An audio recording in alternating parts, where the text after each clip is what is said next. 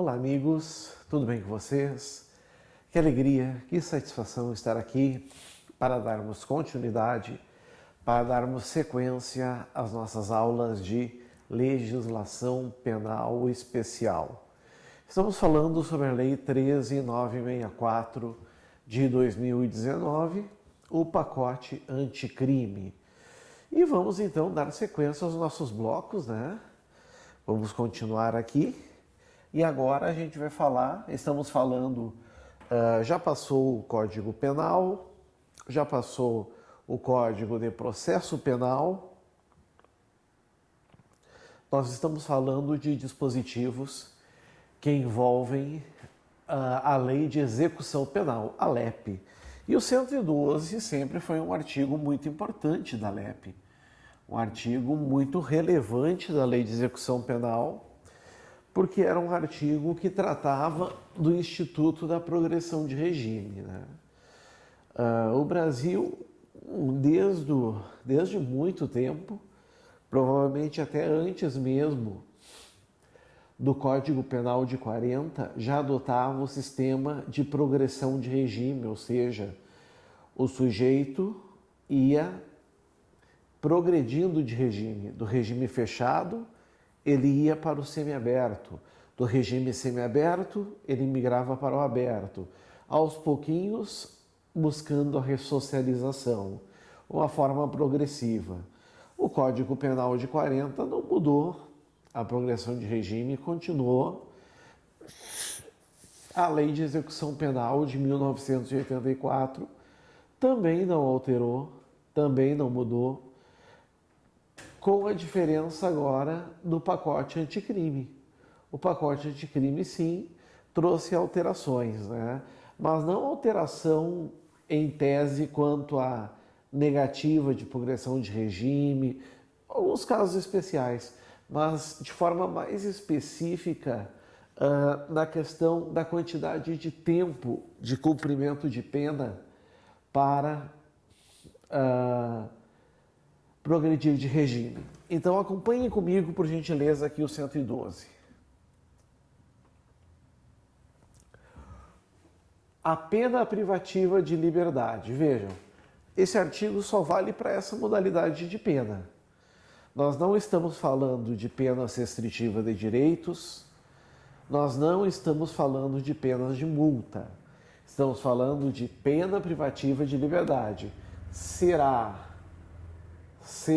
a gente já viu muitas vezes que é uma norma impositiva, uma obrigação, uma obrigatoriedade, não é isso?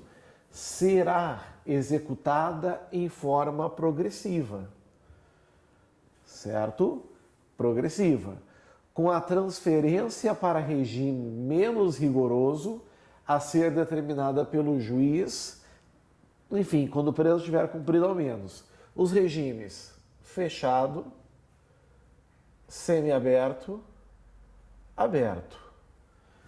Progressivo quer dizer o quê? Se o sujeito está cumprindo pena no regime fechado, se preencher os requisitos, ele vai do fechado para o semiaberto, que é o regime menos rígido de cumprimento de pena.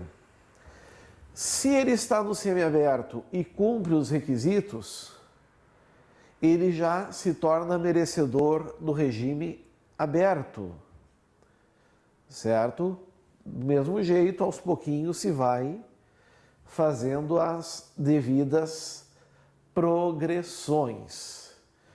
Só que, dentre os requisitos, a LEP traz um requisito muito especial, que é a questão de prazo. Era muito fácil a gente calcular os prazos de progressão de regime antes do pacote. Por que era fácil? Porque se o sujeito cometesse qualquer crime de regra, ele cumpria 1/6 da pena e estava resolvido. Já poderia migrar por outro regime, certo? Se fosse crime hediondo ou equiparado, ele teria que cumprir 2/5 da pena sem primário e 3/5 se reincidente. E acabou, estava resolvido. O pacote anticrime alterou isso drasticamente. Alterou significativamente, pessoal. Porque agora nós estamos falando em porcentagem. Certo? Então, nós temos, certo? Quanto o crime for mais brando, essa é a maioria da regra, enquanto nós tivermos crime mais brando, menos tempo de pena naquele regime o sujeito tem que ficar. Então começa com quanto? 16%. 16%. Mas para ser 16%, primeiro, o sujeito tem que ser o quê? Primário. Ou seja, ele não pode ter reincidência. Não pode ser reincidente. Primário. E o crime tiver sido cometido, olhem, sem violência à pessoa ou grave ameaça. Então aí já não entra roubo, já não entra estupro, já não entra extorsão, já não entra homicídio, já não entra lesão corporal. Qualquer crime que tenha violência ou grave ameaça, com certeza o sujeito, para progredir de regime, ele tem que ter mais do que 16% da pena cumprida. Aí aumenta-se um pouco, 20%. 20% da pena. Agora, se o apenado for o quê? Reincidente. Mas tão pouquinho, 4%? Não, é bem assim. É 20% se ele for reincidente em crime cometido sem violência à pessoa ou grave ameaça. Ou seja, o crime anterior foi um furto. Passou 2 anos, ele comete um estelionato. Na sentença do estelionato vai aparecer a reincidência, vai se ver que ele é reincidente e, nesse caso, ele tem que cumprir 20% da pena para sair de um regime que ele está para o outro. Certo? Até aqui, tranquilo, 100%. O 3 fala em 25%. Aumentou um pouco mais. Só que o 25% exige, primeiro, primariedade. Primariedade. E agora sim, com violência à pessoa ou grave ameaça. Então é um crime de roubo, é um crime de lesão corporal, é um crime de extorsão, é um crime de estupro, certo? Cuidado, alguns desses crimes de exemplo que eu dei não cabem. Daqui a pouco eu vou explicar por quê. Mas lesão corporal, roubo, extorsão, esses crimes a gente pode trabalhar aqui nesses 25% aqui. Ser primário e o crime ser cometido com violência ou grave ameaça. Olha agora, 30%. 30% da pena. Primeiro, apenado é reincidente. Ele é reincidente. Reincidente em crime cometido com violência à pessoa ou grave ameaça. Certo? Cuidado agora. Agora nós temos a reincidência e o crime com violência à pessoa ou grave ameaça. 30%. Começamos a chegar nos mais graves.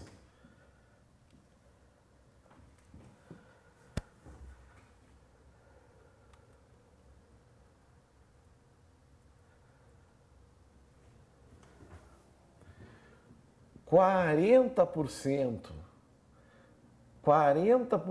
da pena.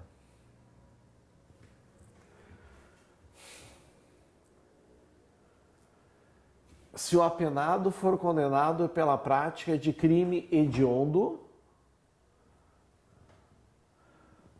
ou equiparado, tráfico, tortura, terrorismo. Hediondo ou tráfico, tortura ou terrorismo, se for primário, 40% da pena. Aqui engrossou o caldo. Certo? Dentro da lógica, 50%, metade da pena, foi condenado a 30, 15 vai ter que ficar no fechado. Se o apenado for, primeiro, condenado pela prática de crime hediondo ou equiparado, 1, com resultado morte, 2, se for primário. E aqui cuidado, pessoal, cuidado com isso aqui a título de prova.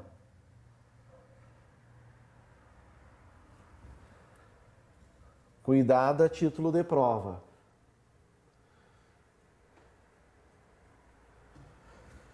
Aquela regrinha do 83 que a gente viu cai para o espaço, quando diz vedado o livramento condicional. Aqui já era, amiguinhos, certo? Cuidem isso, não vai ter livramento condicional para esse sujeito, tá? Se ele, mesmo primário, aliás, se ele for condenado por crime hediondo equiparado com resultado morte, se for primário.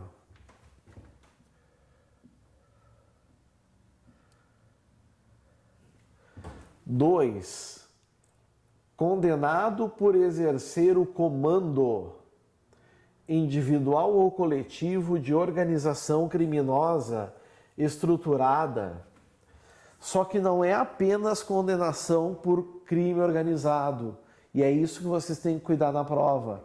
Não é apenas por crime de organização criminosa.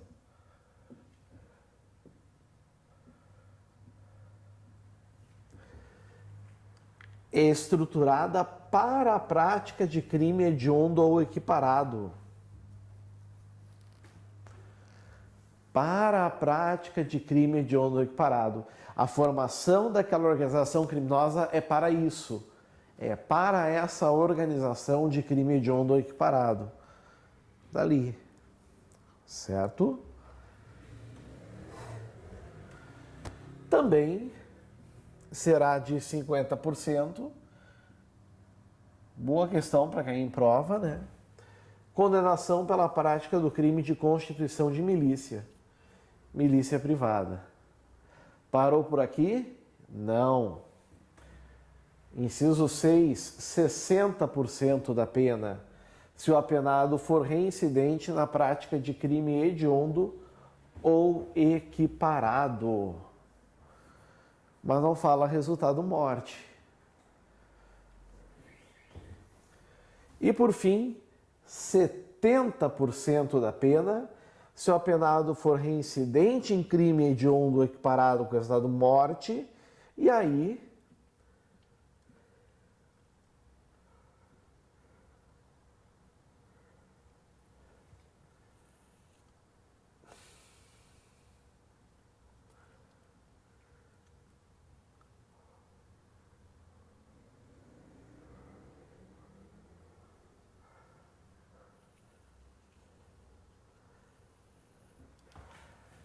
vedado o livramento condicional. Toda vez que houver, então, resultado morte, não vai haver livramento condicional. Quanto mais graves as condutas, maior a porcentagem do cumprimento de pena no regime mais rigoroso, mais gravoso, para ir para o regime de menor gravidade. Certo?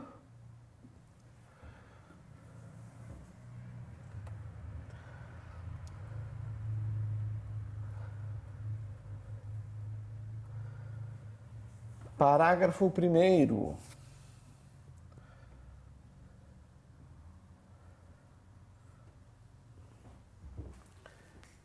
Em todos os casos.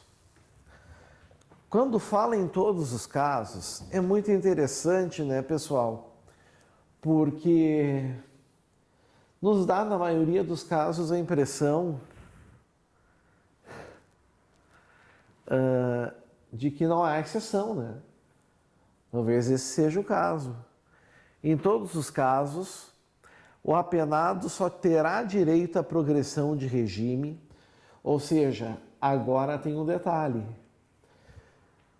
Nos casos lá do caput do 112, a gente estava falando do tempo, das porcentagens. Mas como eu disse para vocês, não bastam as porcentagens. Isso não é suficiente. É preciso, além das porcentagens, cumprir outros requisitos. Então diz ali, em todos os casos, o apenado só terá direito à progressão de regime se ostentar boa conduta carcerária. Quem comprova? O diretor do estabelecimento, respeitadas as normas que vedam a progressão. Então, o diretor do estabelecimento vai ter ali, né, o seu caderninho, né, com a ficha do apenado, certo? E ali vai constar todos os incidentes que decorreram da execução, certo? Parágrafo 2º. A decisão do juiz que determinar a progressão de regime será sempre motivada e precedida de manifestação do MP e do defensor, procedimento que também será adotado na concessão de livramento condicional, indulto, que é o perdão, e comutação, que é algum benefício ao apenado, mas que não é a liberdade, respeitados os prazos previstos nas normas vigentes. Então, pessoal, primeiro, quem concede a progressão de regime? Quem concede o livramento condicional? Quem concede o indulto? Quem determina uma comutação de penas é o juiz, certo? Tem que dar vista para o MP e para a defesa e fundamentar. Por quê? Porque das decisões do juízo da execução cabe o chamado agravo, ou agravo na execução, como costumam dizer. Certo? Agravo ou agravo na execução, tanto faz. E o que acontece daí, pessoal, nesses casos, nessas situações? Para entrar com o recurso de agravo, é preciso que o juiz diga os motivos, por exemplo, de não ter concedido a progressão, para que a defesa, por exemplo, no recurso, argumente em cima disso. É apenas isso que o parágrafo 2º está trazendo para nós, certo? Parágrafo 5º, eu quero que os senhores circulem a título de prova, ele é muito importante. Parágrafo 5º. Não se considere hediondo ou equiparado, para os fins desse artigo, o crime de tráfico de drogas previsto no parágrafo 4º do artigo 33 da Lei 11.343 de 2006. O que isso quer dizer? Eu vou explicar agora para os senhores. Deixa eu só erguer aqui.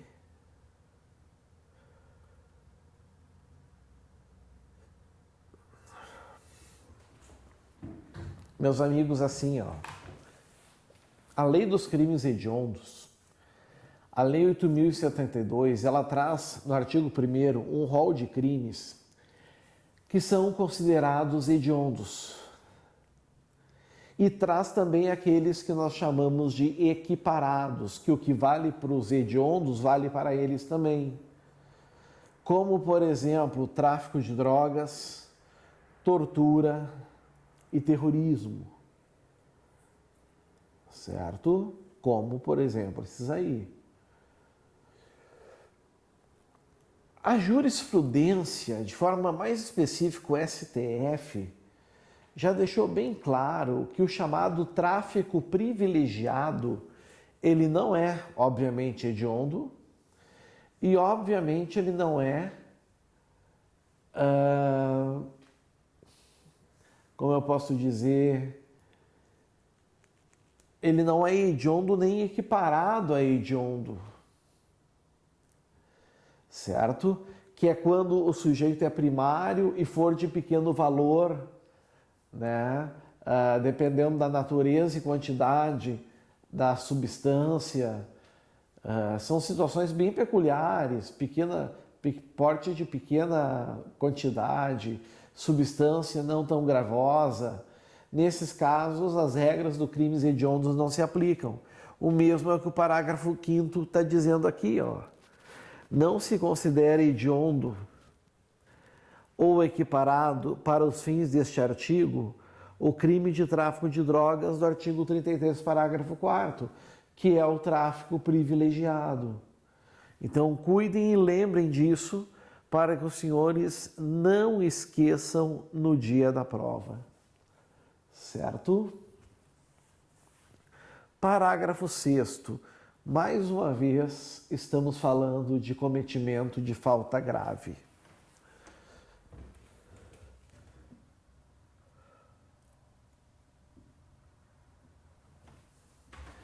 Olha aqui, o cometimento de falta grave durante a execução da pena privativa de liberdade interrompe o prazo para obtenção da progressão no regime de cumprimento de pena, caso em que o início da contagem do requisito objetivo dará como base a pena remanescente. Que droga, hein? Sujeito tinha direito, daqui a 2 anos, daqui a 1 ano e 8 meses, teria direito ao semiaberto. Ele comete uma falta grave, certo? Quando for julgado e considerada essa falta grave, por exemplo, daqui a 1 ano, não faltará 8 meses. Faltará novamente aqueles 1 ano e 8 meses, ou os 2 anos, se era o tempo. Volta a ser o tempo da prática da infração penal. Bacana isso, né? Cometeu falta grave, começa do zero o prazo para progressão de regime. Ok? O parágrafo 7º está vetado, não nos interessa. O artigo 122 nos interessa bastante. Ele fala de incidentes na execução, como saída temporária e permissão de saída. Vamos falar sobre ele. Vamos ver o que ele nos diz.